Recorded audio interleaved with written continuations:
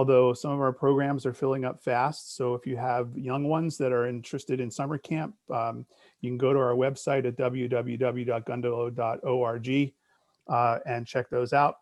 Along with that, we're offering some spring programs, and those are an extension essentially of the programs we had this fall. They're half-day AM or PM programs on Tuesdays, Wednesdays, and Fridays, and after-school programs on the same days as the half-day programs are offered. And the registration for those opened up yesterday, and they're going to start in the first week of May. So if you're interested in those things, check those out as well.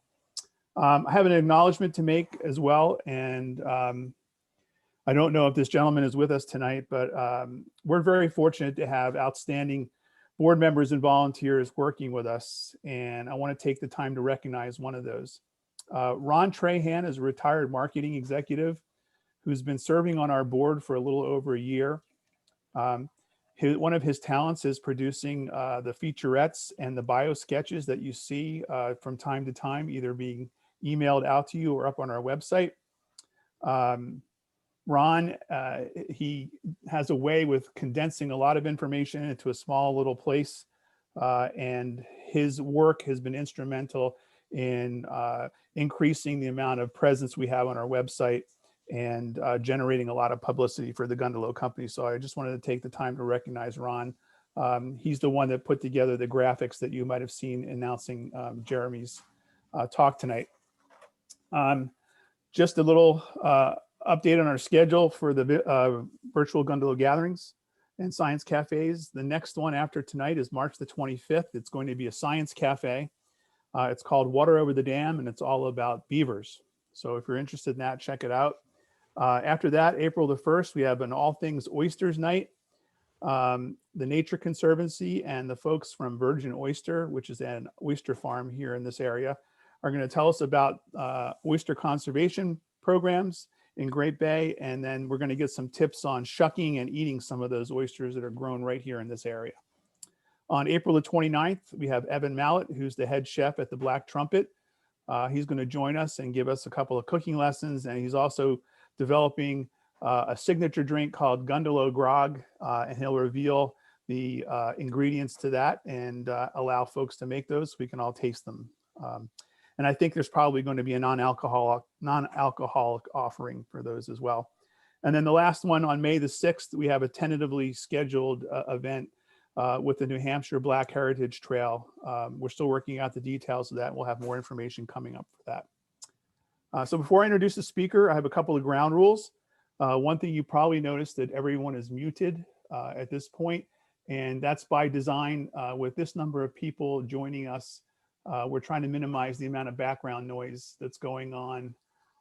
You know, the cleaning up the kitchen, the running the vacuum cleaner, as you can hear in the background here, my wife's cleaning up the kitchen. You know, all that can lead to you know, issues with listening to the speaker and hearing what's being said. So that's why everyone's muted there. If you have a question for Jeremy and you want to ask it, please put it into the chat section. You'll find that icon on the bottom of your screen. It's a little bubble that says chat. If you click on that, another little window on the right-hand side on the lower part of your screen will open up and you can type in your question there.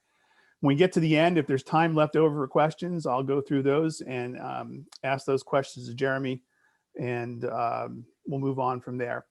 Also, just a reminder here, folks, that you're on video for the most part, and if people are watching using the gallery view, we can all kind of see what you're doing in the background there. So just be careful about what you're doing. Sometimes it can be a little embarrassing, but just wanted to let folks know that you know, other folks can see what's going on there. All right, so let me go ahead and introduce our speaker for this evening. Jeremy Dunchaman is the president and historian of the American Lighthouse Foundation. He's the founder and chairman of Friends of Portsmouth Harbor Lighthouses, and he is historian for the U.S. Lighthouse Society. He's the webmaster of www.newenglandlighthouses.net and host of the U.S. Lighthouse Society's podcast, Lighthearted. He has appeared in many national TV programs on PBS, the History Channel, and others. He's narrated more than 150 lighthouse cruises, and has lectured at more than 200 venues, mostly through the nonprofit organization New Hampshire Humanities. From 2000 to 2018, he operated his own company called New England Lighthouse Tours, giving personalized tours for more than 1,300 people from all over the world. When Jeremy was the recipient of the American Lighthouse Foundation's Keeper of the Light Award in 2019, the foundation's director stated, "Few people can or ever will match Jeremy's combined achievements in lighthouse history, education, and preservation." So with that, I'll turn it over to Jeremy, and he's going to tell us a little bit about lighthouses. Thanks, Jeremy. Thank you. Thank you so much, Rich. Thank you, everybody, for being here tonight. I want to thank everybody with the Gundalow Company. Of course, I've spoken on board the Gundalow several times over the years, and it's always a pleasure dealing with the organization. The Gundalow itself is a great, asset for the Seacoast, New Hampshire area here. And I want to give a shout out to people from the New England Lighthouses Facebook group. I posted this event there a couple of times, and I know there's a few people from the group here with us tonight. There's something like 16,000 members in that group. Check it out if you're on Facebook and you don't belong to that group. Just search for New England Lighthouses, and you'll find it very easily. Also, shout out to members of lighthouse organizations, including the American Lighthouse Foundation, U.S. Lighthouse Society, and other groups. And also shout out to family members, because there's at least one of those here too. So thanks for coming tonight. So I better jump right into things here. I'm gonna go right into screen sharing. I've got a lot of ground to cover. I'm gonna try to keep it from going too long here. So let me check here. And if things are working properly, my presentation should be filling up your screens at this point. Rich or somebody, please let me know if that isn't the case. But so starting out here, of course, I am going to talk about the 5 local lighthouses here on Seacoast, New Hampshire, and in the very southernmost part of the Maine coast. And let me show you a map of the lighthouses. Okay, here we go. Here's a map of the locations I'm going to talk about. And I'm going to go basically from south to north. So I'm going to start down with White Island at the southernmost of the Isles of Shoals, the group of islands offshore, and then up to, I'm going to go to Portsmouth Harbor and then Whaleback. So not strictly south to north, because Portsmouth Harbor came first. It makes more sense to talk about that before Whaleback. Then I'll jump up to Boon Island and then the Cape Neddick Nubble Light. So I'm going to start with White Island.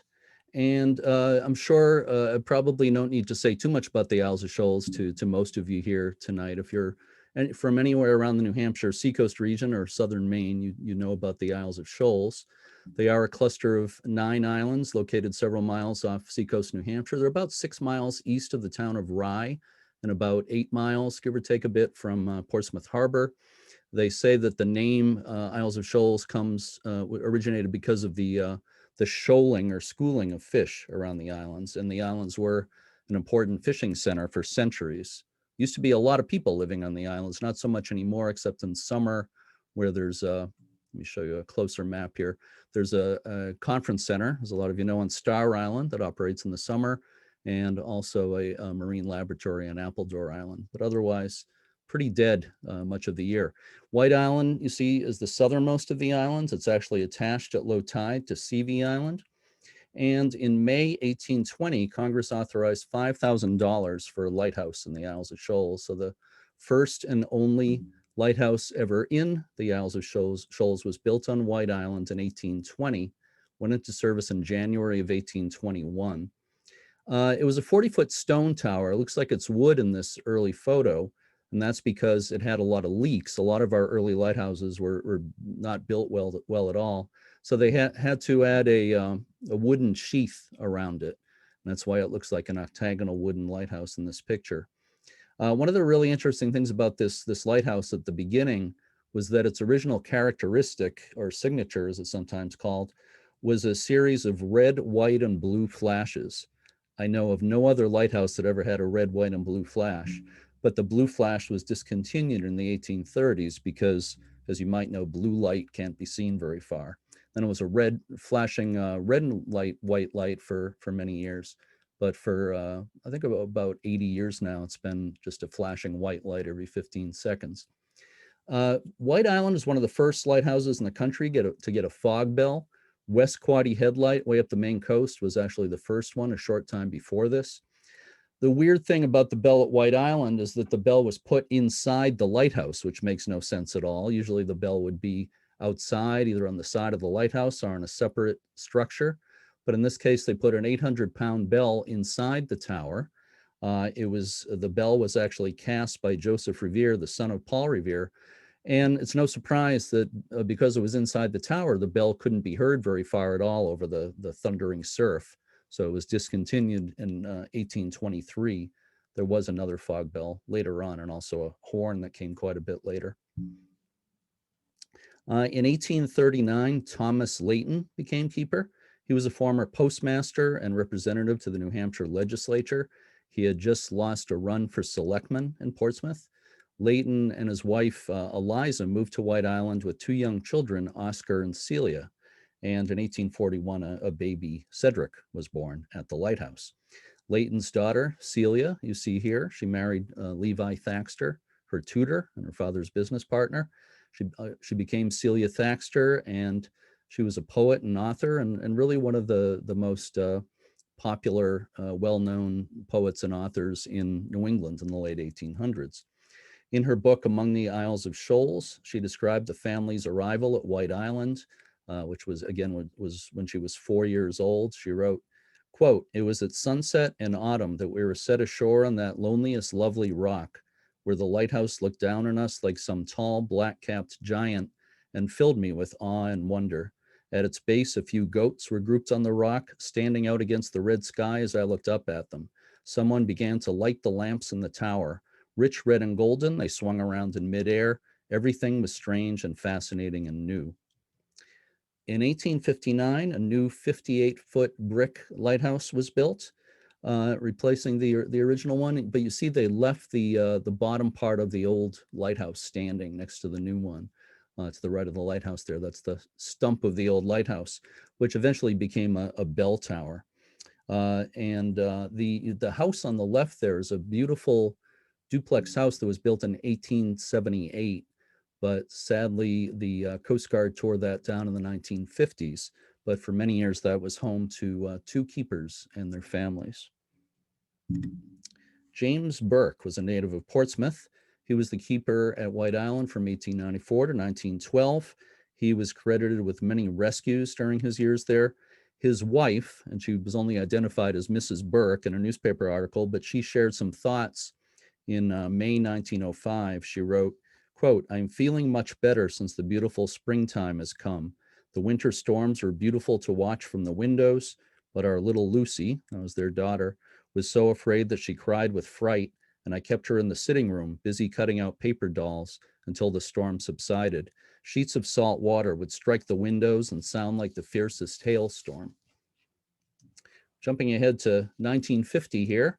And I should just mention that, each of these lighthouses I'm talking about tonight has so much history and so many human stories connected to them that I'm basically only scratching the surface here tonight. But anyway, this is from a 1950 magazine article, and it shows these two Coast Guard keepers. And I should point out, lighthouse keepers in this country were civilian employees of the federal government until 1939, when the Coast Guard took over management of the lighthouses.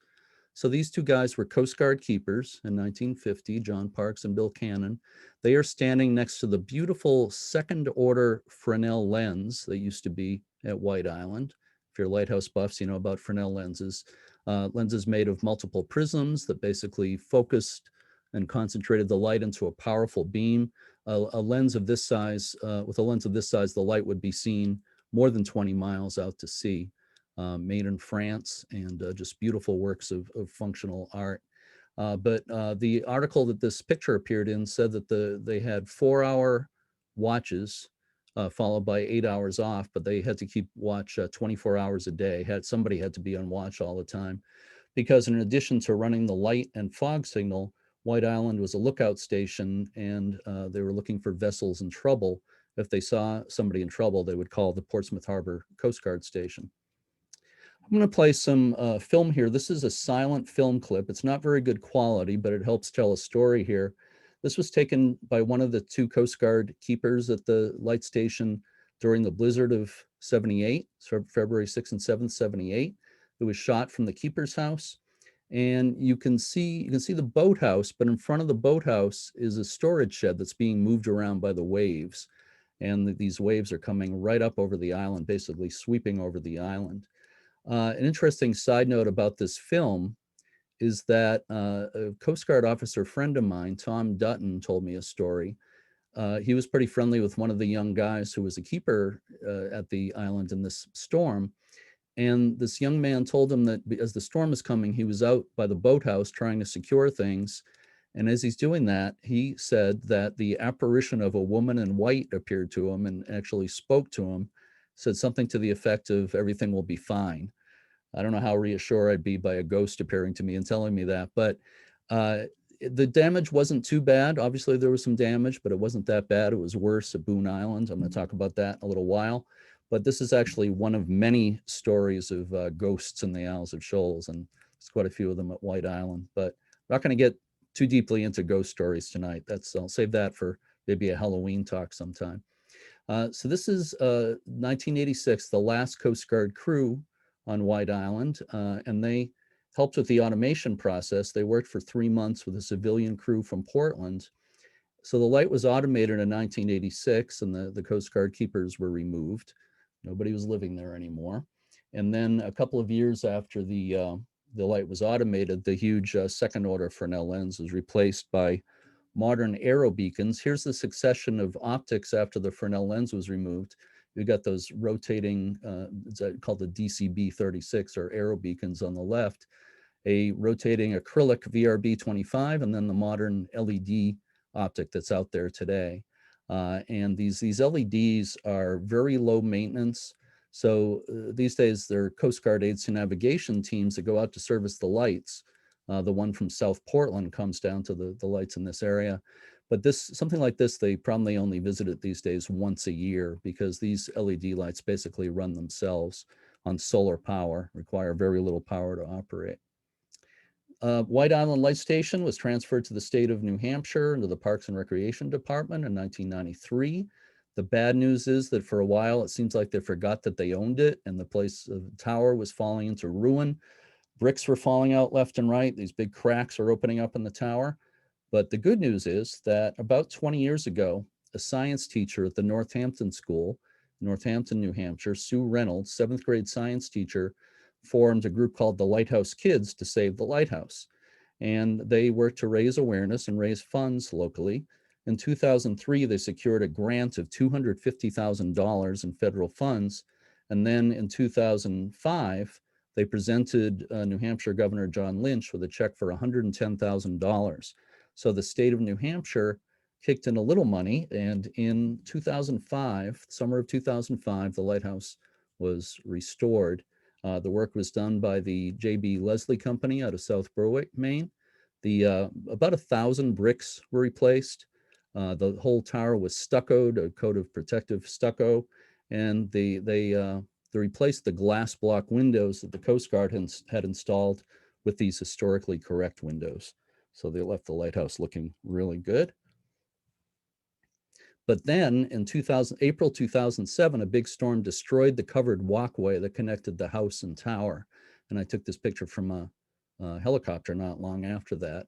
But there's a happy ending to that story too, because in 2011, they got FEMA funds from the federal government, and the walkway was rebuilt. And the new one is supposed to be very heavy duty, and so far it's held up through a lot of major storms out there. I'm going to keep moving right along to Portsmouth Harbor Light. I'm sure most of you here are familiar with where it is in Newcastle. It's at the northeastern tip of the town of Newcastle, which is basically an island connected by a couple of bridges to Portsmouth. It's on a point of land known as Fort Point. It's about a mile in from the mouth of the Piscataqua River. That area is called Fort Point because there have been forts of one kind or another there for just about 400 years. And in the picture of the lighthouse, you see the remains of the Civil War era wall of Fort Constitution there.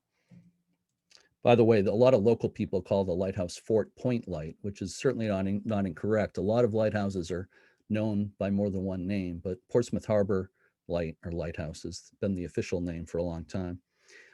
This is a very old map, and as early as 1721, citizens in the area were petitioning for a lighthouse. In 1765, petitioners wrote what you see here: the necessity of a lighthouse at some suitable place near the mouth of Piscataqua Harbor has been a long time acknowledged and desired, and is obvious to everyone acquainted with the situation, unquote. This is Royal Governor John Wentworth in the council chamber of the province on April 4th, 1771. He said that a lantern should be raised on the flagstaff at Fort William and Mary, as it was known in those days, in Newcastle, and it should be attended to by the officer in charge of the fort. I'm not going to read this out loud, this very flowery language that he used, but he's basically shaming the legislature into, saying they would be blamed if people died if they didn't authorize the lighthouse. So they did authorize the lighthouse. An act to establish a light was passed by the legislature on April 12, 1771. It was decided that a light on the flagstaff wouldn't be satisfactory. So the construction of a wooden lighthouse began in April. It went into service on June 8, 1771. So incidentally, we're just about to celebrate the 250th anniversary of Portsmouth Harbor Light Station this coming June. The shingled tower was about 50 feet tall, even though it looks like it's about 500 feet tall in this early drawing. It was topped by an iron lantern with a copper roof, and the light was produced by 3 oil lamps made of copper. This was the first lighthouse in the American colonies north of Boston. And in the years leading to the American Revolution, the commander of Fort William and Mary was also in charge of the lighthouse. The commander at the time it was built was Captain John Cochrane, so he was basically the first keeper. The lighthouse was not lit from 1774 to 1784. I'm sure a lot of you know about the raid on Fort William and Mary by the local colonists in December 1774. I don't have time to go into that, but from that time to 1784, the lighthouse wasn't used, but it served as a lookout post in the defense of Portsmouth during the Revolution. The tower was renovated and relighted in 1784. The fuel used at that time was fish oil. A bill was passed in 1802 for the construction of a new lighthouse in Keeper's House. The tower was to be built on Pollock Rock, which is about 300 feet south of the original lighthouse and closer to the shipping channel. Pollock Rock kind of juts out towards the center of the river, which is the shipping channel. This is a drawing done quite a bit later. This is the best illustration we have of that second tower. It was built on a stone base about 40 feet in diameter. It was a wooden octagonal lighthouse, 80 feet tall, so quite a bit taller than the first one and taller than the lighthouse we have there today. It was thought that the light lost some of its importance with the establishment of Whaleback Light at the mouth of the Piscataqua in 1830. And as a result, in an effort to cut down the visibility of this light, because Whaleback was serving as the guide into the entrance of the river, they chopped the tower down by 25 feet. So they shortened it from 80 feet to 55 feet. It was in 1851. So had kind of an odd truncated look for a while. 3 years after they cut down the lighthouse in height, it received a new 4th order Fresnel lens from France in place of the multiple system with multiple oil lamps that it had before that. In 1878, a new 48-foot cast iron lighthouse tower was erected on the same foundation as the previous one. They actually built the new tower inside that wooden one. I don't have all the details, but they built it inside and then they removed the rest of the old wooden tower from around it. The cast iron segments of the new tower were prepared in a Portland, Maine foundry. The exterior was painted brown, that's why it looks dark here, until 1902 when it was painted white. It's a picture I took not long ago inside the lighthouse. I think it's one of the prettiest stairways I've seen in a lighthouse. 44 cast iron stairs, also a beautiful brick lining. The bricks are not curved. I've been asked that quite a few times, but just expertly laid by the masons at that time. And pretty much all these cast iron lighthouses are lined with brick for added durability. And by the way, quite a few lighthouses very much like this were built around that time. And Nubble, which I'm going to be talking about, was one of those, but also several on Cape Cod, were built in the 1870s and 80s, and Little River Light way up in Maine, and a few others. It was a popular style. These cast iron lighthouses hold up really well as long as you keep them painted, because otherwise they get very rusty. So a 1,048-pound bronze bell, a fog bell, with striking machinery housed in the shed you see here next to the lighthouse, was established in 1896. In times of poor visibility, the keeper had to go out and he had to wind up a clockwork mechanism. The bell would be struck automatically by a hammer once every 10 seconds. So if you're out in the fog, that's all you had. You didn't have GPS in those days. And if you couldn't see the light in the fog, that bell was very, very important. The keeper who served the longest in the station's history was Joshua Kenny Card. He was born in Newcastle in 1822, made his first voyage as a 12-year-old cabin boy in a fishing schooner, worked as a fisherman for years, went as far as Cuba, worked at the Portsmouth Naval Shipyard for a while, and then he ran a stagecoach line for a number of years known as the Newcastle Express between Newcastle and Portsmouth. And in 1867, when he was 45 years old, he took the position of principal keeper at Boon Island. I'm going to be talking about Boon Island shortly. Very desolate place, 8 miles out in the ocean. While he was there with his family, a tidal wave once swept across Boon Island and flooded the keeper's house. He and his family had to go up in the lighthouse during that event. And it's no wonder that he took a substantial pay cut to leave Boon Island and come to his hometown lighthouse at Portsmouth Harbor Light Station in 1874. This is his pay voucher from 1876. And if you look in the middle of it, it says his pay was $500 per annum. At Boon Island, his pay was $850 per year. So he took a huge pay cut, but it was a much safer life, obviously, for him and his family. And he was in his hometown. He was on the mainland, which was much more comfortable and safer. He did get raises over the years, and he stayed for 35 years at this station, so he must have liked it. Here's another picture of him with his dog on the walkway. I think that's just a great picture. He and his wife, Dolly, had 6 children, one of whom died in infancy. His wife, Dolly, died in 1886. A 1908 article in the Portsmouth Daily Chronicle described him, and he was 85 years old at the time. Quote, despite his age, Captain Card is hale and hearty, vigorous and alert. He stands 6 feet 2 inches and does not look more than 60 years old. The regular summer residents are all friends of the veteran lightkeeper. They call each year to pay their respect upon their arrival and to say goodbye when leaving in the fall, unquote. He's wearing the old civilian lighthouse service uniform in this picture, which keepers wore for quite a few years before the Coast Guard took over. And as you can see on the right, that typically had the letter K on the lapels, of course, for keeper. If you were a first assistant, it had a 1, or second assistant, it had a 2. But if you were the head keeper, it had a K. It was reported that he loved to give tours at Portsmouth Harbor Light Station, but if people asked him what the K stood for, he would tell them, why, Captain, of course. I think he knew how to spell. I think he liked being called Captain. So people pretty much knew him as Captain Card. He retired in March 1909 at the age of 86 due to failing health. And when he died 2 years later, a tribute appeared in the Portsmouth Herald. It included the words, quote, he loved the town and the townspeople loved him, unquote. And in 2016, we, meaning Friends of Portsmouth Harbor Lighthouses, installed a marker on his gravesite at the Riverside Cemetery in Portsmouth. If you look closely, you can see the marker to the left of the gravestone there near his picture. It says U.S. Lighthouse Service. It signifies that he was a keeper. There's some of our volunteers and also some descendants of Keeper Card who attended that event. This is Elson Small, who became keeper in 1946, near the end of a 28-year career as a lightkeeper. And he and his wife Connie had lived only on islands off the Maine coast before they came to Portsmouth Harbor Station. Connie went on to write a great book, which I'll show you in a minute. And one of Connie's duties, although she wasn't paid for it, one of the chores or duties that she did at Portsmouth Harbor Light Station was to fly these weather signal flags on this tower that was installed by the Weather Bureau. And if there was a gale warning or a hurricane warning or whatever it might be, she would have to hoist those flags up there. And I interviewed Connie when she was 96 years old in 1997.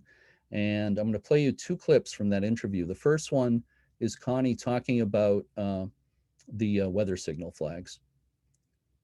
Of course, I had to put the signals up, you see, and those flags, those flags are 8 feet long. Those, you know, the square, the ones that you put up for the hurricanes and everything. And the pendants, of course, are that long, but they're this way, you see. But of course, when it rained, Olson wouldn't let me touch them because they were so heavy. He didn't want me to touch them there. Well, sometimes we would just fly them once when they wouldn't be acceptable to the flying. And I couldn't see all that good material go to waste, you know, throw overboard. So I cut out all that was good and made quilts out of them. And I made a quilt for everyone in my family.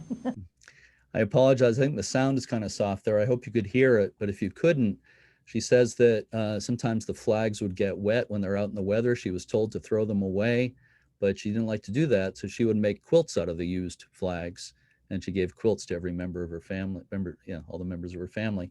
I'm going to play you another clip in a minute. The sound volume is better with that one. So here are Elson and Connie in front of the keeper's house in the 1940s. And as I mentioned before, this was the first station on the mainland, although Newcastle is technically an island. It's basically the mainland. The first mainland station they lived at after many years of living on islands on the Maine coast. It was the first place they ever lived at that had electricity, and this was 1946. So they're excited to have electricity, but it was also, in a way, sort of a letdown. And I'm going to play you another clip of Connie talking about getting electricity at that time. We always look forward to electricity, of course, and the first electricity was when we came to Portsmouth Harbor. Mm-hmm.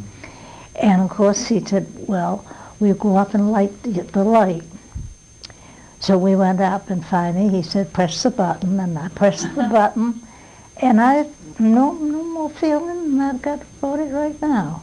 Mm-hmm. And I thought, what has happened? What is the reason? Mm-hmm. So I went down to the kitchen, sat down, began to think about it. What in the world, why wasn't I? When we look forward to it as a big thing, then I realized we had to give 20 minutes of ourselves to light that light. Mm-hmm. And we had put part of us into it. And that made it something. But just to press a button, that was nothing. You see what I mean? And so that's my first. But when I went back and went into the house and saw what I could do, we went on an electric binge and bought everything we could electric. So I hope you could hear all that. I think the lesson there is that as we make advances with technology, we often lose things along the way, and we certainly did with the electrification and automation of lighthouses. This is Connie's book, The Lighthouse Keeper's Wife, that she wrote when she was 85 years old. I recommend it really, really highly. If anybody wants to read about life at lighthouses in the first half of the 20th century in this country, this is probably the best book you're going to find. Connie was a great writer and just a really optimistic, nice person. I was lucky enough to get to know her in her last year. She lived to be 103. She passed away in 2005. In 2003, when she was 101, we gave her the certificate as honorary chairperson of Friends of Portsmouth Harbor Lighthouse. It was Lighthouse singular in those days. And the certificate said that she was our guiding light, which she very much was.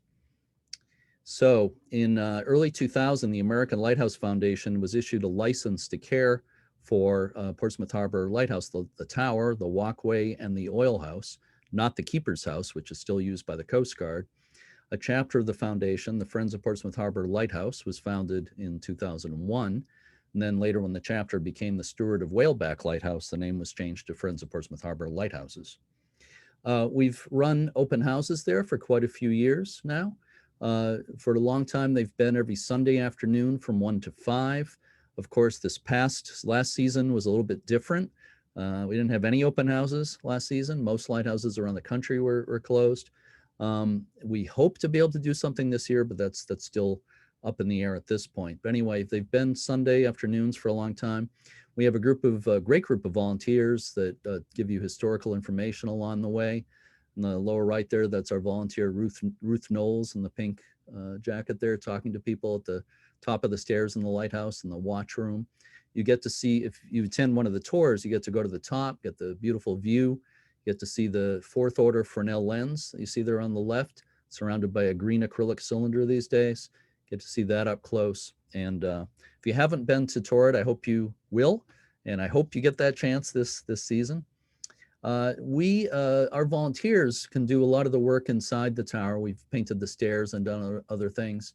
But when we need to have the exterior painted, we have to hire a contractor to do it because it would be too dangerous for volunteers. And also it really needs to be done professionally. So we had the lighthouse painted 2 years ago. Before that, it was painted in 2010. The JB Leslie Company, again, out of South Berwick, has done the job both times. So the lighthouse is still looking really, really shiny and spiffy these days. All right, moving along to Whaleback. Whaleback Ledge, you see on the map there, is it's in Maine. Historically, it's often listed as a New Hampshire lighthouse, but that ledge and the lighthouse is clearly on the Maine side of the border by about 1,500 feet. Historically, the ledge was often referred to as Whale's Back, and somebody apparently thought the ledge looked like the back of a whale rising out of the water there. But in more recent years, and certainly under the Coast Guard, through the Coast Guard era, the lighthouse has been referred to as Whaleback rather than Whale's Back. It's about a half-mile south of the Garish Island section of Kittery. There were many shipwrecks around the mouth of the river, around the ledge, as early as the 1720s, probably earlier than that. Congress made 3 appropriations totaling $20,000 for a lighthouse to mark the ledge. The first tower that you see here had bad structural problems, but it lasted more than 40 years and has been called the first successful wave-swept lighthouse in the United States. It was a 38-foot stone tower on top of a conical stone pier, as you see there. And the contractors, these 2 guys who built it, had no experience building anything like this. They didn't properly level the ledge, which is one of the most important things they should have done. So the ledge wasn't level, and they bolted the bottom large stones to the ledge, but there were gaps because it wasn't level. So they filled in the gaps with smaller stones, which was a really bad idea. The tower leaked badly in storms and heavy seas. They added some wooden sheathing around it to help with the leaks, but the tower shook in storms, and keepers complained that rocks would fall out on the inner walls and their furniture would move around the floor and so forth. A newspaper article that you see a quote from here referred to the keeper at the time, Joseph Locke, it was 1839. It said that his stout heart quailed when he heard the waves dashing furiously around his isolated tenement, the mad ocean forbidding his departure and threatening every moment to engulf the whole concern. You have to love the way newspaper writers wrote in those days. This is a primitive portrait of Reuben Levitt, who was keeper for 6 years in the 1850s. Before he was a lighthouse keeper, he was the Register of Deeds in Concord, New Hampshire. And how you go from being Register of Deeds to being a keeper at a lighthouse like Whaleback, I have no idea. But while he was at Whaleback, he created a violin case that's now at the Maine Maritime Museum. And he also made this model of the lighthouse out of seashells, which was auctioned a few years ago. It's in private ownership, but at least we got a good picture of it. Ferdinand Barr, who was a Civil War veteran, was an assistant keeper starting in 1868, became principal keeper in 1871, and just 3 months later, he drowned in heavy seas while tending his lobster traps in a small boat. His 3 children were alone in the tower. Their mother was away on shore, and they had to fly a distress signal from the lighthouse until somebody picked them up. He was Prussian by birth, the article said, and again, a Civil War veteran. So this is one of, I would say, 3 tragedies in the history of this lighthouse. Almost any offshore lighthouse like this has tragedies in its history. Lighthouse keeping wasn't as romantic as people think, especially someplace like this. So after storms caused cracks in the tower, $70,000 was appropriated, and finally the tower was rebuilt. This time was made of granite blocks dovetailed together, fitting together kind of like puzzle pieces, the way a lighthouse of this type should be built. The granite came from a quarry in Biddeford, Maine. This time they properly leveled the ledge. Most of the construction could only take place at low tide. Pretty much all took place in 1871 and went into service in early 1872. The light is 59 feet above mean high water. The tower is about 70 feet tall from the ledge to the tip of the lightning rod. And you can see how they left the old tower standing for a while. In the picture on the left, that's the old tower standing next to the new one. And the old tower was used briefly as a fog signal tower, but it was still rickety, so they didn't use it that way for long. In 1878, they built this unusual tower next to the lighthouse, a cast iron tower that served as a fog signal house. You see how the foghorn is mounted on top of that pipe-like structure there, and all the equipment for running the fog signal was inside that tower. At first, for steam, it was a steam-powered horn, and later air compressors. It was an air horn later on.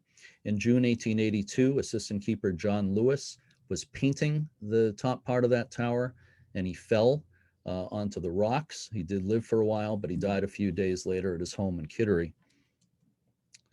Walter Amy on the left here, it's the only picture I have of him, kind of a bad newspaper picture. He became keeper in 1893. His first assistant for most of the time he was there was John Wetzel, the man in the middle. And he was there from 1897 to 1924.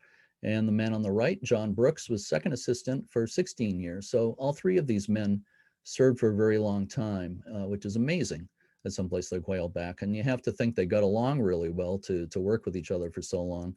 Basically, they would assign three men, and two would be on duty at any one time, and one would be on shore leave. So all three of these guys spent a good part of their life at Whaleback Lighthouse for about 2/3 of the time. I should mention, let me go back for a second here. I should mention that Amy was credited with a few rescues during his time there. And an article in 1911 said that at that point, he had already been there 18 years, said he had been out of sight of the lighthouse only 11 days in those 18 years. Lighthouse keepers usually didn't like to go too far from their stations. They wanted to keep an eye on that light. This is Arnold White of Newcastle with his wife. He succeeded Amy as keeper in 1921. The government awarded an efficiency pennant to White and his assistants in 1938, given for an inspection rating of 90% or better. White explained his general philosophy to a reporter. He said, quote, "The government tolerates no excuses. You must anticipate trouble and have spare parts on hand at all times." That's good advice, I think. And this is Arnold White with one of his daughters at the lighthouse. He had a reputation as an excellent chef. I spoke to his daughter, Marion. This is not Marion in this picture, it's her sister. But I spoke to Marion White Petlick in 2004, and she said she loved going to the lighthouse when she was a girl. She would fish from the rocks, and she said when she'd go inside, he always had bread pudding or a pie cooling on the windowsills. I imagine it smelled really good inside the lighthouse. A 1957 article in a magazine called New Hampshire Profiles included this picture. These two Coast Guard keepers are 17 and 18 years old. That was pretty typical towards the later years of after the Coast Guard took over lighthouses. They started sending these very young guys out to some of these remote lighthouses, and they had to basically sink or swim, no pun intended. And they're inside the fog signal tower working on the air compressors there. The temperatures could reach 145 degrees in that tower, and the noise was deafening. And this guy told me that he lost a lot of his hearing from being taking care of the foghorn, and just from the sound of the horn itself, from the sound of the air compressors and also the sound of the horn itself. He says he's been hard of hearing ever since. But this is Jim Pope, who was a Coast Guard keeper in the late 50s into the early 60s. And I interviewed him over a year ago in the Kittery Historical and Naval Museum. That's where he is here. That's the old lens from Boon Island behind him. I'm going to play you a little clip from that interview. It'd be nice to have a little more room than walking around in a circle for 3 or 4 years. you know, like what was it, 16 feet, 18 feet at the most on the inside. And you was always climbing up and down, up and down. Everything was up and down, 70 feet. But you did it. I did it. Well, it seems like you're proud of that period. Hey, I've done things nobody will ever do in the world again. That's how I feel.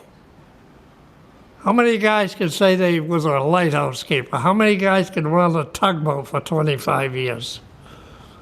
Especially on this river.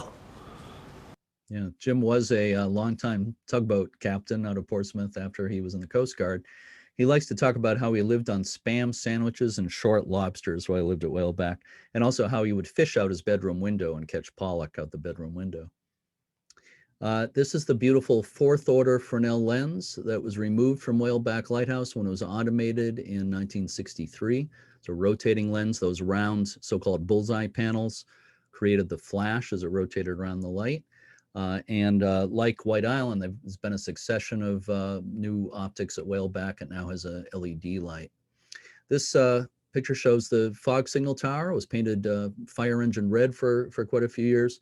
It was torn down by the Coast Guard in 1969, just leaving its stone base behind. And in 2007, the lighthouse, Whaleback Lighthouse, became available to a new steward, a new owner under the National Historic Lighthouse Preservation Act. And this is from an inspection visit when some of us went out with the Coast Guard. To make a long story short, the American Lighthouse Foundation got ownership of Whaleback Lighthouse in 2009. There's no landing place out there. The boat slip that was there was destroyed many years ago. There's absolutely nowhere to land a boat except rocks. This is at high tide, and they were able to bring this small boat up to the stairs that lead up to the fog signal base, but you can get an idea that it's not easy. It doesn't matter if you go out there at low tide or high tide, or whenever you go there, even if the seas are calm, it's still hard to get on there. And the seas aren't usually calm at the mouth of the Piscataqua. So I can tell you from personal experience, it's very difficult to get on that lighthouse. We have worked with a marine engineer to have a docking system designed. It's going to cost about $300,000. We narrowly missed out on some government funding a couple of years ago, and we're working to raise that money. And here's a picture I took in April 2007, the same storm that destroyed the walkway at White Island. Not that unusual. This is pretty extreme, but almost every year there's at least 1 or 2 storms where giant waves hit the lighthouse there. Takes a beating, that's for sure. This was 2013. The American Lighthouse Foundation and our local chapter had some work done on the lighthouse. That's Jim Leslie of the Leslie Company out of South Berwick on the left in the plaid shirt. On the far right is Bob Trapani, the executive director of the American Lighthouse Foundation. The other guys are part of Jim Leslie's crew. All the ironwork was painted, broken glass panes were replaced in the lantern, the door was repaired, windows were repaired, etc. You can see the LED light inside the lantern in this picture. And then this past year we had work done again. The 7 years had passed and it needed painting again, so all the ironwork was painted again. It was sealed to prevent leaks and that kind of thing. And you see that little walkway across from the fog signal base to the door of the lighthouse. The previous one had been washed away in a storm, so a new little walkway was installed there as part of this work. Moving along to Boon Island. Boon Island Lighthouse is located about 8 miles east of York. The nearest point of land is actually where the Nubble is, the cape extending out there in the Cape Neddick area. And it's about 8 miles from York, about at least 9 to 10 miles from Kittery. And it's the tallest lighthouse in New England at 133 feet tall. The name Boon Island, there's a lot of, confusion, a lot of confusion about where the name came from. Depending on where you read, there's different things cited for the name came from, but it was definitely used as early as before 1630. John Winthrop mentioned it in his journal by that name in 1630. The most famous incident in the history of Boon Island happened in 1710, December 11th, 1710, the wreck of the British ship Nottingham Galley. with 15 men on board. I'm not going to go into detail. A lot of you know the story, I'm sure. It was immortalized by Kenneth Roberts, who fictionalized it in his 1956 novel, Boon Island. After this very well-known disaster, local fishermen began leaving barrels of provisions on Boon Island in case of future wrecks. There's an early map. Actually, this is from 1850, this map. An unlighted day beacon on Boon Island for the safety of local fishermen and also for coastal shipping going up and down the coast. Again, an unlighted day beacon was placed there in 1799, but then a pair of shipwrecks in 1810 convinced the authorities and the federal government that a proper lighthouse was called for. The first lighthouse on Boon Island went into service in late 1811. Its light was only 32 feet above the water, so it was very short. After 20 years, that lighthouse was in bad shape. It was replaced. And the new lighthouse, built in 1831, was also quite short, 49 feet tall. Then in 1850, an inspection report noted that the lighthouse was leaky. A new tower was needed. The present lighthouse was built in 1854 with a new dwelling after an appropriation of $25,000. They used 1,800 tons of granite from a quarry in Biddeford, Maine, and it's lined with 70,000 bricks. That's the earliest photo of Boon Island Light here, circa 1859. This is some interesting stuff here in this picture. Eliphalet Grover was the keeper for an amazing 23 years. He was from York, Maine. He was born in 1778. And in the winter of 1821, Keeper Grover passed the time by fashioning a fiddle, the bigger one you see here, from pieces of red spruce and pine roof shingles. A man named Stephen Mallory, who's a musician and historic preservation expert, restored the fiddle and used it to record a CD of old tunes. I'm going to play you just a real brief clip here from the album that Stephen Mallory recorded using this fiddle.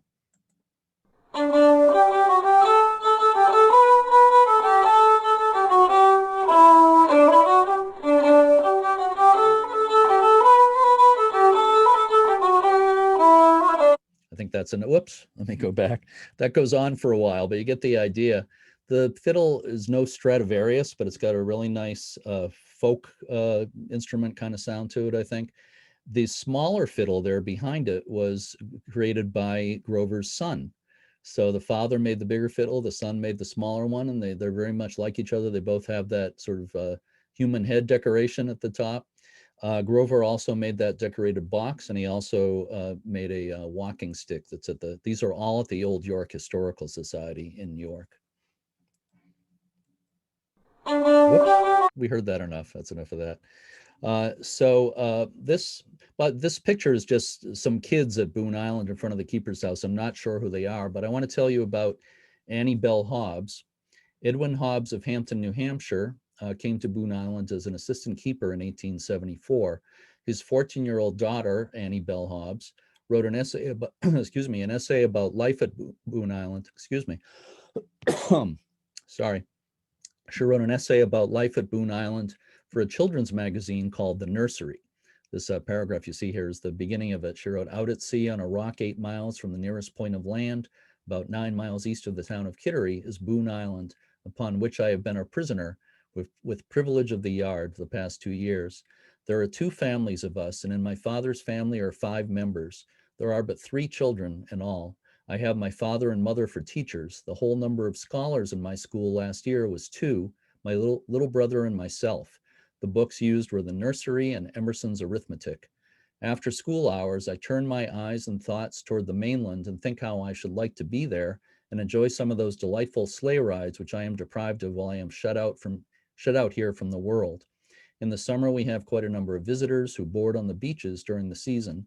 They come to see the lighthouse and all it contains, and we are very glad to show them all, although it is quite tiresome to go up into the light a number of times during the day, since it is 123 feet from the rock on which it stands to the light. Up there among the clouds, my father and the other keepers have to watch night after night through storms as well as pleasant weather, through summer and winter, the year round, from sunset to sunrise, so that the poor sailors might be warned off from danger."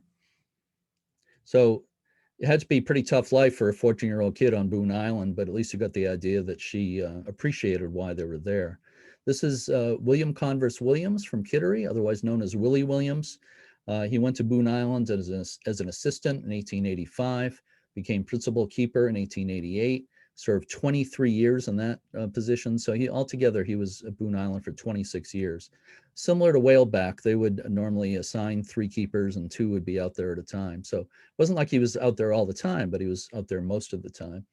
He married Mary Abbey Seward of Kittery. There she is there. Before he started his lightkeeping career. I don't know how she felt about all those years on Boon Island. At the age of 90, Captain Williams recounted his experiences at Boon Island to Robert Thayer Sterling, who wrote a book on Maine lighthouses.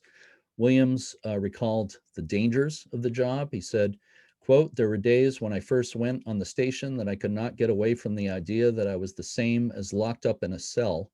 The seas would clean the ledge right off sometimes. When the terrible seas would make up and a storm was in the offing, I was always thinking over just what I would do in order to save my life should the whole station be swept away." This is a family, extended family picture here. The Boon Island did eventually become a so-called stag station. At first it was families living out there. Later it was just male keepers. But even after it was made a stag station, in the summer, a lot of family members would be out there.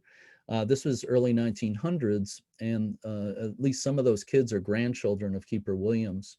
One of his grandchildren, Mary Luther Lewis, wrote an article about life on Boon Island. As a girl, she liked to roller skate on the boardwalks that connected the buildings. She said the chores assigned to the children included dusting and polishing the brass, picking caterpillars from the flowers, and killing flies. They were paid a penny per caterpillar or fly. There was an evening church service every evening. Everyone was in bed by 8 o'clock, ready to start the next day at 5 a.m. And you see the little flower garden here. There was no soil on Boon Island, so every year the families would bring out some soil in the spring and plant a flower garden, and then in the following winter it'd all be washed away again. Roger Philbrook of York was an assistant keeper around World War I. His daughter Ava later remembered that Boon Island fish chowder was a major draw for tourists, mostly from York. The chowder was simmered in a big black pot over an open fire, stirred with long oar-like paddles. And Ava wrote some of her memories years later. She said there were 2 other little girls on the island, daughters of the other keepers. She said when the other girls were away, she had to play by herself. Quote, "I really had a wonderful imagination. I played on the big rocks, which were my ships, and all the seals lying in the sun were my army, and the big spouting whales passing by were my submarines," unquote. This man, Harold Hutchins, was principal keeper 1924 to 33. His daughter, Shirley Kelly, later remembered, quote, "On the 4th of July, we sat on the rocks and watched the fireworks from the mainland. We sat there drinking hot chocolate and oohed and ahed every time there was a burst of light on shore. One 4th of July, we had a hailstorm and put out a big pail and got enough hail so Mom could make ice cream. What a treat." A contingent of Coast Guardsmen was stationed on the island during World War II to keep an eye out for German vessels. One of them was 22-year-old Calvin Dolby. You see there on the left. Is there with his 19-year-old wife, Miriam. You see her hanging the clothes there, and their baby daughter. And while they were there, they witnessed the surrender of a German U-boat close to Boon Island. These are 2 Coast Guard keepers in the early 70s, Bob Edwards on the left and Bob Roberts. And I spoke with Bob Roberts on the phone maybe 20 years ago now. And he told me that when he first arrived there, the other keepers asked him if he believed in ghosts, and he laughed. He thought that was pretty funny. And they said, "You're not going to be laughing for long after you're out here for a while." He told me that doors in the keeper's house would open and close by themselves. He said the fur on the station's dog would stand up on end, and the dog acted like it saw something that nobody else could see. He said whenever he went out at night to turn on the fog signal, he felt like somebody was watching him. And he said that he and Bob Edwards went out fishing one day, and they went too far from the island, and they were hurrying to get back to light the light at sunset.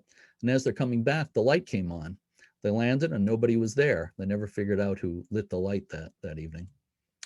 The storm of February 6th and 7th, 78, flooded the keeper's house to a depth of 5 feet. It scattered boulders around like there were pebbles. 2 Coast Guard men were on duty at that time, and they had to go up in the lighthouse because the island was basically underwater. On the second day of the storm, they were rescued by helicopter.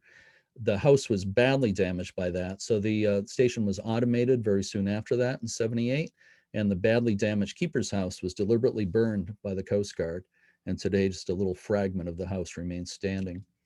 In 1993, the second order Fresnel lens was removed, replaced by a modern optic. It's gone through the same kind of series of optics as Whaleback and White Island. And the beautiful old second order Fresnel lens, about 8 feet tall, is on display at the Kittery Historical and Naval Museum, right by the traffic circle in Kittery. If you haven't go there, go there. My friend Bob Trapani is the executive director of the American Lighthouse Foundation. He's also a lighthouse technician, goes out with the Coast Guard aids to navigation crews. He's in the auxiliary. And he took these pictures in 2011. I've been all around Boon Island and I've flown in a helicopter over it, but I've never been on the island. So you can see it's in rough shape. That's the remains of the keeper's house, that bottom picture. You see how bad the stairs are, rusting away. So it definitely needs some TLC. Here's the LED light that's out there now.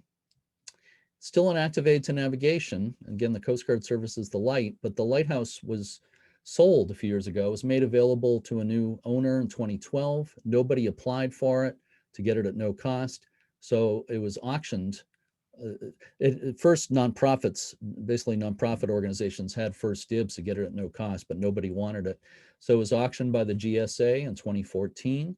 It was sold for $78,000. It's been changed hands a couple of times since then. The owner now is Bobby Sager, the man on the left in this photo. He's a well-known Boston photographer and philanthropist, former chairman of Polaroid. Some of you may recognize his friend with him in that picture. That is Sting, the singer. I was in Bobby Sager's condo in Boston. He's got a motorcycle on display that was given to him by Sting. So they're buddies. But anyway, Bobby Sager told me that he's going to rebuild the keeper's house on the island, which is pretty ambitious, but nothing has happened yet. So one more lighthouse to tell you about quickly. And I see it's already, what is it, about 10 of 8. So I'm probably going to go slightly past 8, but I hope we have time for me to take some questions if anybody has any. So this long coastline here in York, that's the Cape Neddick part of the town of York. And that part of the coast is interrupted by this little peninsula that juts out there to the east about a mile. And historically, that peninsula was known as the Cape Neck or Cape Neddick Neck. But to confuse things a little bit, people who live on that peninsula these days refer to the whole peninsula as the Nubble. But historically, it was known as the Cape Neck or Cape Neddick Neck. The name Nubble is an Old English word. You see the peninsula at the top of this map. It's an Old English word that meant, it was a diminutive of knob or nub, and it's used in England for a number of rocky islands. So the name was brought over from England, basically. For years, the Nubble was a popular place for duck hunting, by the way. The most memorable shipwreck in the area was the bark Isidore during a blinding snowstorm in November 1842 near Bald Head Cliff, which is north of the Nubble. The Isidore was sailing out of Kennebunk on its first voyage, carrying a cargo of hay and potatoes, 15 men on board. It only made it a short distance in this blizzard. Onlookers saw the wreckage, saw the ship being wrecked from shore. Only 7 bodies of the 15 men were ever recovered. This painting was done by Harvey Reed of York. He's also an excellent musician, and he wrote a book on the shipwreck, the wreck of the Isidore. And by the way, there's a legend that you can see the Isidore going back and forth in that area as a ghost ship. I haven't seen it personally. After more wrecks in 1874, the Lighthouse Board requested $15,000 for a lighthouse, mainly for coastal trade going up and down the coast. The cast iron segments for the tower were manufactured in a Portland foundry, very much like Portsmouth Harbor Lighthouse. They were shipped to the island with the rest of the building materials aboard the steamer USS Myrtle in April 1879. The Army Corps of Engineers built the lighthouse, and it went into service on July 1st, 1879. The 41-foot tower is on the highest part of the island. The light is 88 feet above mean high water. A 32-step cast iron spiral stairway leads to the watch room.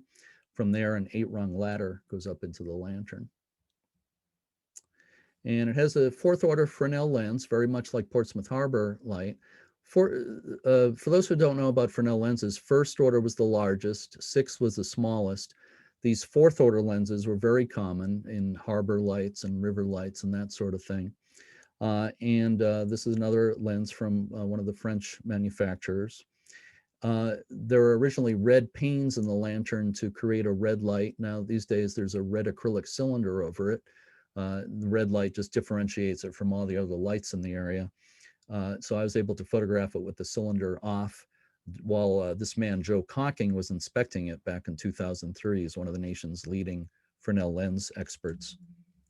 An interesting architectural feature is little cast iron lighthouses that are the finials on the railing outside the lantern of the lighthouse, and what's called the lantern gallery.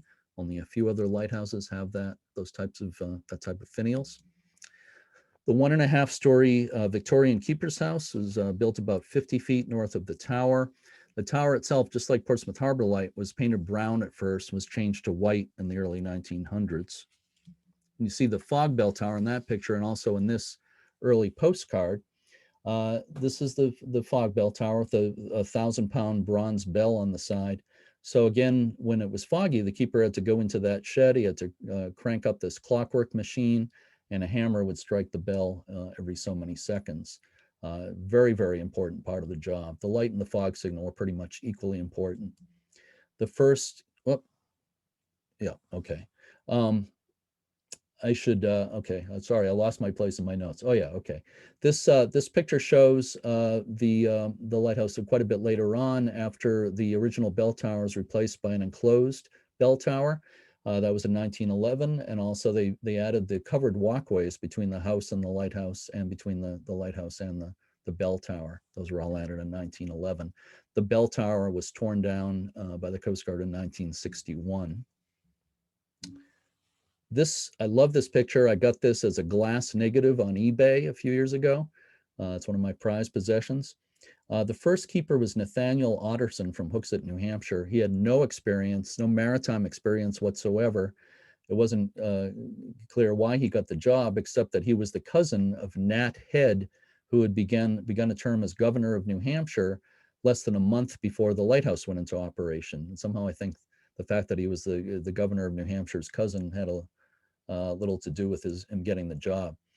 Keeper Otterson's son provided tourists a boat ride to the island from the mainland for 10 cents. And for people who don't know, the Nubble is an island that's only a couple hundred feet offshore. So there's a narrow channel of water between the mainland and the island there. Civil War veteran Brackett Lewis of Kittery was the next keeper. He had the longest stint from 1885 to 1904. He continued to row visitors to the island for 10 cents per round trip. In 1898, a newspaper said that he was ordered to no longer transport visitors on Sundays, and he lost about $12 per Sunday because of that. During his stay, one of his daughters was married in the keeper's house. Another daughter was married in the lantern room of the lighthouse.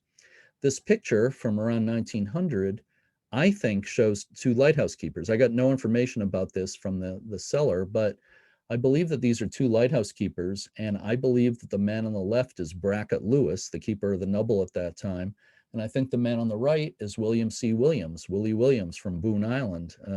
Lighthouse keepers in an area would visit each other, so I can't prove that that's what these 2 guys are, but that's my story, and I'm sticking with it. Here's a postcard from the early 1900s. The man rowing that boat, that dory, is either Brackett Lewis or the next keeper, William Brooks.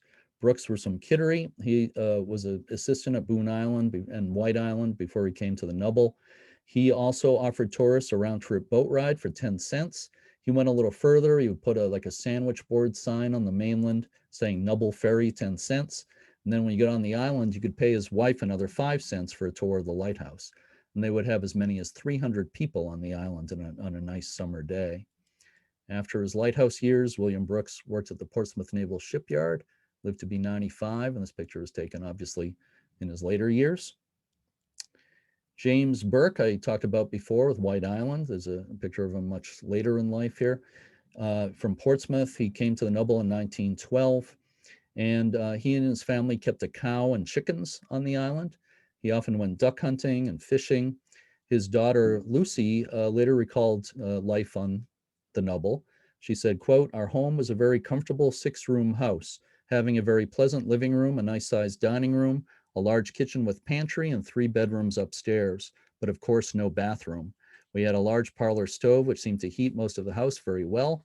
Even though a severe storm might be blowing up outside, we were nice and cozy," unquote. Fairfield Moore was keeper 1921 to 28. He was a Maine native. He and his wife had 4 children, and 2 grandchildren were born on the island during their stay. The first children born on the island in the keeper's house. There was sleet and snow and high winds on the day his granddaughter Barbara was born in 1927, but he rode through the storm to fetch the doctor from the mainland. And Barbara lived on the island until she was 6. She said she loved ascending the stairs to watch her grandfather light up in the evening. That is Barbara Moore Finnemore sitting in the front of this picture with her grandchildren on her 90th birthday in 2017. And those of you who live in the area might know Norma's Restaurant on Route 1 in York. That's her daughter who runs that restaurant. So in 1928, the government officials asked Fairfield Moore to write down his duties as a keeper.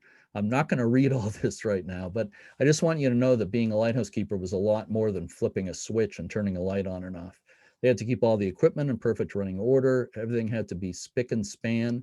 They never knew when the lighthouse inspector was going to come and do a white glove inspection. This is Eugene Coleman and his wife, Amanda. He came in 1930 as the keeper. He was from Georgetown, Maine, longtime sailor before he became a lighthouse keeper. And he and his wife had a very well-known pet at the Nubble. This is Sambo Tonkus, otherwise known as Mr. T. He was a big tabby. Looks a lot like our cat, Eddie.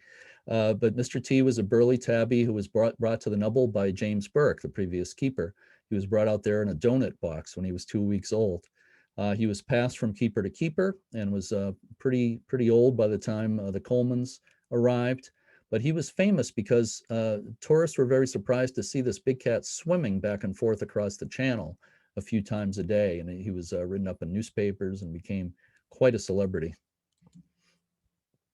Elson Small, I talked about before at Portsmouth Harbor with his wife Connie. While they were at Portsmouth Harbor Light, he sometimes was called on to fill in for the keeper at the Nubble. And that was Wilbur Brewster at that time. And Wilbur Brewster had a parrot. I'll tell you about the parrot in a second, but Connie said that she felt like she was a goldfish in a bowl because tourists were always looking at them there. But she also wrote in her book that Keeper Brewster's pet parrot loved to chatter along with her husband's banjo playing. And also if he stopped playing and started for the door, he would say, "Come back here." And he also learned to say, "I'd like coffee, Connie." Bruce Reed became the Coast Guard keeper in 1956, came with his wife Marjorie and 2 young children. They were excited to have a lot of conveniences of the Nubble after leaving Boon Island Light in Maine, where they had no conveniences at all. When he had time, Reed liked to sit on the stairs in the lighthouse and play his harmonica. He said the acoustics were amazing. These are his kids, Steve and Lynn, on the stairs in 1958.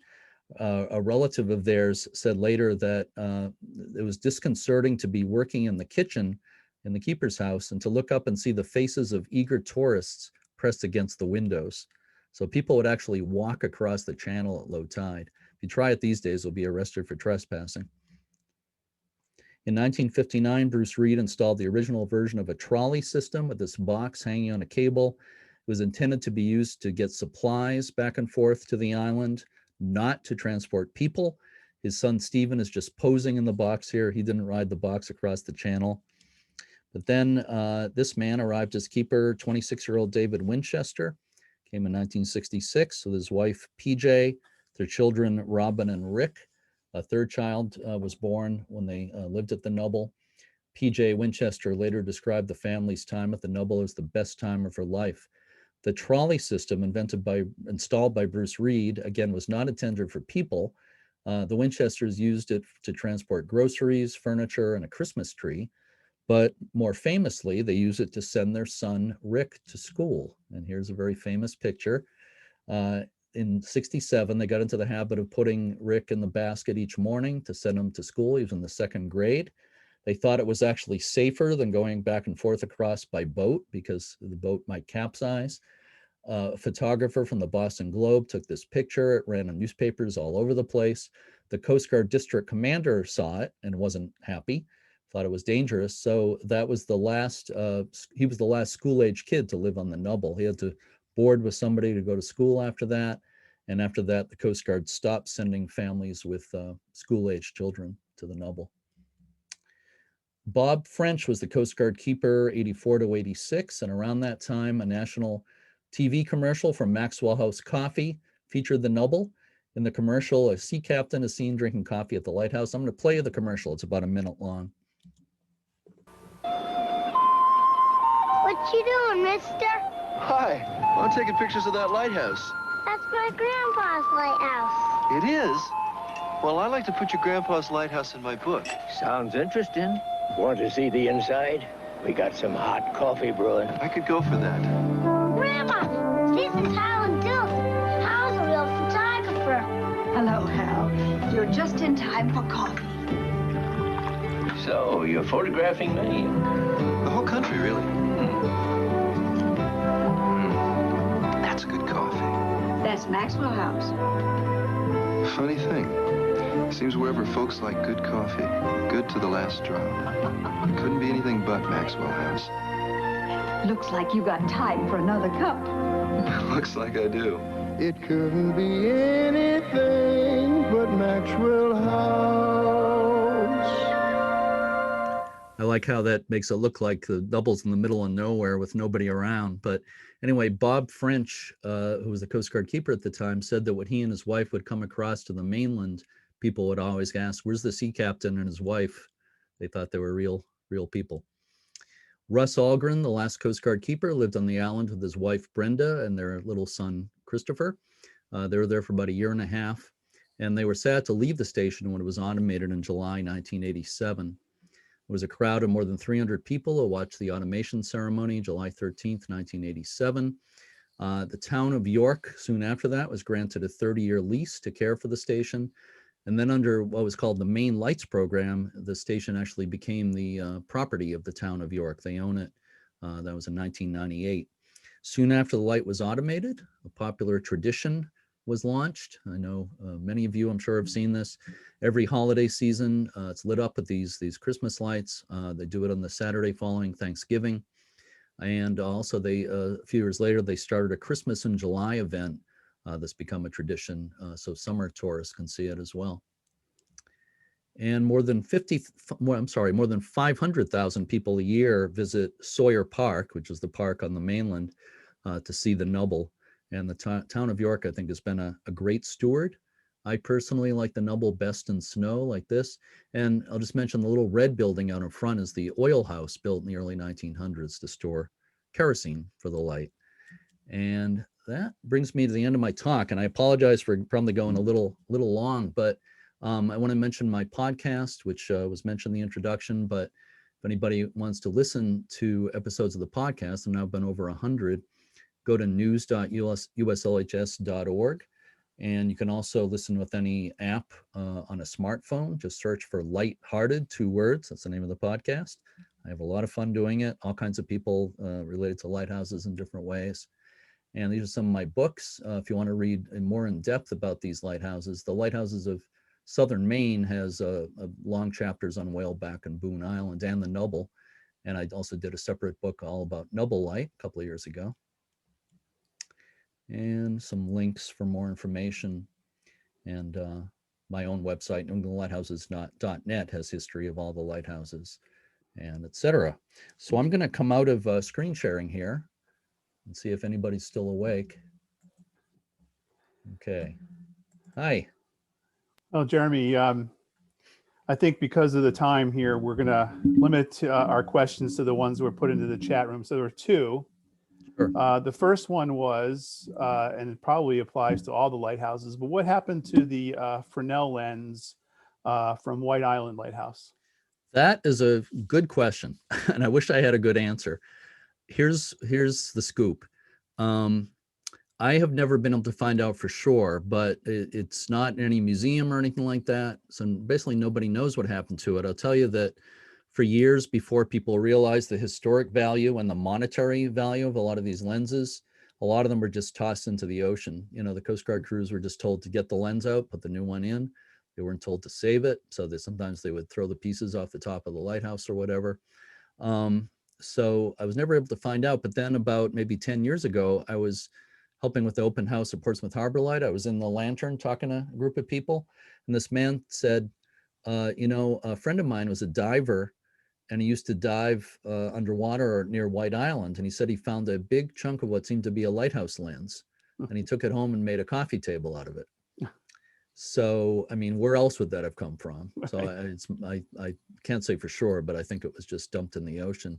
And that lens would be valued over $1 million today if it was still around. So, but that was then, this is now. You know, luckily the one from Boon Island was saved and a lot of them were saved. Some weren't. Any other Good. questions? And then the second question comes, says, can you tell us anything about Captain Boon Island Smith, a lighthouse keeper in the 30s and 40s? Sorry, that means nothing to me. Sorry. That's all right. All right. Well, I have to say that from someone who has stood on the bridge of a ship making numerous approaches to the navigation channels in ports of call and things like that up and down the East Coast, there was never more comfortable feeling than looking down at the chart, taking the stopwatch in my hand and timing the period of the light and matching it up to the track that we had coming in and having it all match up. And I have to say that you do a fantastic job of keeping the heritage and the history of these lights with us. You keep reminding us that, you know, how important they were. And then you also remind us of the hard work and dedication of the keepers, their assistants, and their families. So I want to thank you on behalf of everyone at the Gundalow Company for joining us. And we look forward to possibly having you out on the Gundalow again this summer. I hope so. I really hope so. Thank you so much, Rich. Thank you, You're everybody. welcome. I'm going to ask everyone to unmute themselves, and we can give Jeremy a round of applause here. So folks, go ahead and unmute yourselves and a round of applause. Huzzah! Thank you. Hey. Thank you. Thank you. Thank you. Thank you very much. This is the best. Thank you so much. Thanks everyone for joining us. This was a record for us numbers in attendance. you. So thank you. Thank you. Good night, everybody. Good night. Right.